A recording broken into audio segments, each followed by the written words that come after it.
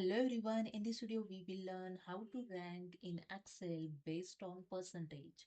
So let's start this in my Excel, and here you can see I have a student data with the percentage. So here I'm going to calculate the rank based on percentage. So let's start. So simply select the cell, use the is equal to and just enter the rank.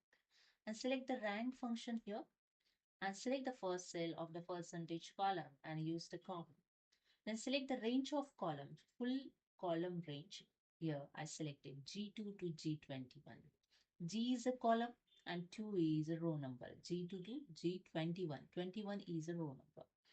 After that, use the F4 to log this range of column.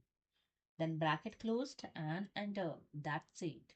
Then drag this formula below the cell. So I just drag this formula below the cell, and here you see the rank is calculated based on percentage. So I apply the filter on this data, select the cell, use the Shift Control L to apply the filter. Okay. Then I filters some rank. So I just click on the filters icons and select here the first rank. Okay. Then click on OK. See 95 percentage on the first rank. Then I again click on the filter icon and select here the fourth rank.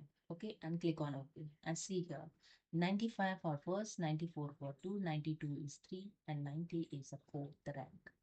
It means is calculated correctly. So hope you understood. If you like this video, please subscribe. Thank you so much.